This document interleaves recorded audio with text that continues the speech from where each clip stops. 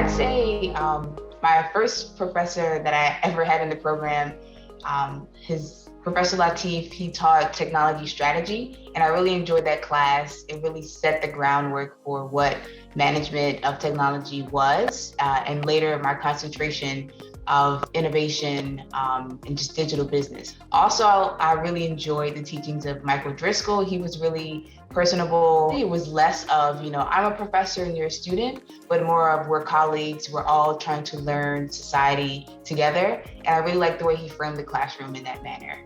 As being a working professional, it really helped to relate to the content that we were working on, and just have real world examples lead the conversation.